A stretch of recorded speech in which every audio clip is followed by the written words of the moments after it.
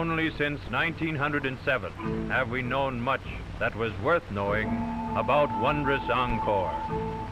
In that year, Siam ceded Cambodia in southeastern Asia to the French, who soon began to dig out from the depths of its impenetrable jungle the vast bones of a forgotten city. They found enthroned here, rising in a steady, masterful sweep, the 5 lofty towers of Angkor Wat. Amid such terrifying desolation and amazing mystery as no mortal eye had beheld for hundreds of years. Now the region is gradually being repopulated. Cambodians, believed to be directly descended from the vanished Khmers who built Angkor, frequently come here from neighboring villages for their games and religious dances.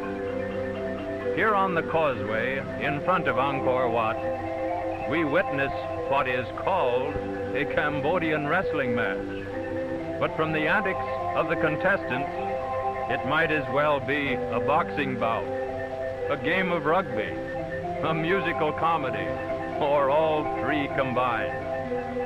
Anyway, let's wait a moment and try to guess just what they are striving to do.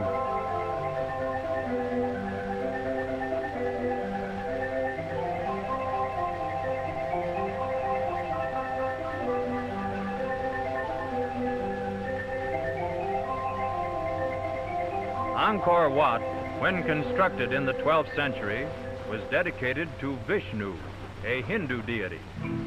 But about the time it was abandoned, Buddhism gained the upper hand. Consequently, Cambodian Buddhist priests have established a colony within the temple area and now hold occasional religious festivals here. Angkor Wat reminds me of the tale of the mystery ship found deserted on a calm sea, with all sails set, a fire burning in the galley, and a table laid for luncheon. Not a soul was aboard, nor was there a hint of what had happened. That is Angkor Wat. It is no ruin. In its beauty and state of preservation, it is unrivaled. The roofs still turn the reins. The walls are as solid as when Khmer masons fitted them, without binder or cement. The carvings on the galleries are intact, though the mighty artist, the Michelangelo of the Orient, who conceived the plans and watched the creation of this wondrous fane, is unknown. A mile north of the Wat is a gateway to Angkor Thom, once a city of 1 million inhabitants. In its center is the Bayon, a Hindu temple, the best designed, the most original, and to me, the most impressive of Angkor's 600 monuments that have been, or are being, lifted from the jungle. Descriptions and pictures can convey only a very faint notion of Angkor's bewildering greatness and marvelous beauty. Bas-reliefs cover the vast walls of the Bayon's galleries, depicting Cambodian life in the 10th century.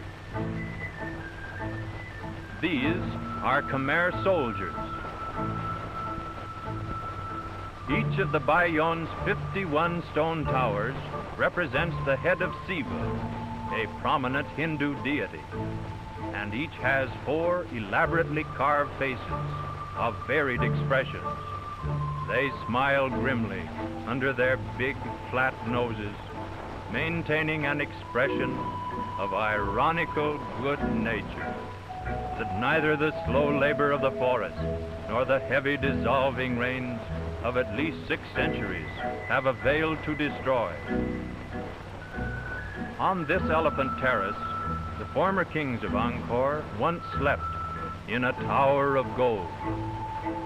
This information is embodied in the manuscript of a Chinese envoy who resided at Angkor late in the 13th century. He described the sovereign, possibly this same leper king, as living in a palace approached over a bridge, the stone balustrades of which represent the giant bodies of 7-headed cobras called Nagas. According to the manuscript, all men and women, including the king, wore topknots.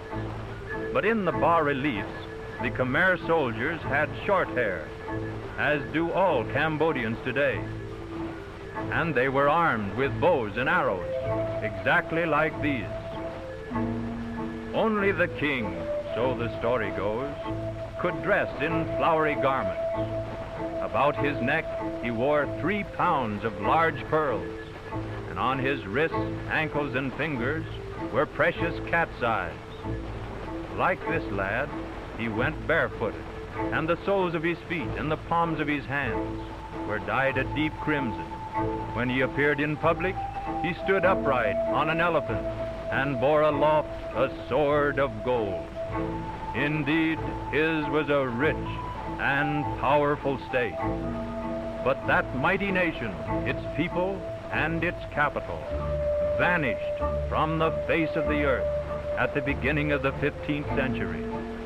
These ruins, so recently extricated from the savage embrace of the jungle, frequently reveal signs of an orgy of pillage.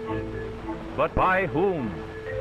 Why was this most magnificent of cities utterly abandoned by victor and vanquished and left to the jungle and its denizens?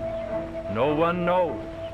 All that we do know is that the jungle did swallow it up, and that the Khmer kingdom became as forgotten as if it had never existed. Amazing, impossible, and preposterous as this seems, yet these mighty ruins are here, silent, indisputable testimony of a sumptuousness and a glory that must have been the wonder of that world, even as they are of ours today. Let us return, as everyone does, to the causeway in front of Angkor Wat. We have heard of its ghosts and can scarcely believe our eyes. Girls in incredible costumes, with brazen minarets on their heads, enter through the temple gates, looking for all the world like a dancing troupe that has just stepped out of a sculpture piece in one of the temple galleries. Only the tinkling melodies seem real. The girls are like animated wraiths, reenacting the ancient legends of the Khmers. Their dance is a series of postures. Their march step is closely patterned after the gait of an elephant. Observe how these mites of humanity are able to simulate the ponderous caution of the elephant, the slow motion of his stride, quick shift of his weight. But their chief skill is in their hand movements, fingers curving back from the palm until they almost touch the wrist. And here is another frieze, please. But seriously, it seems but a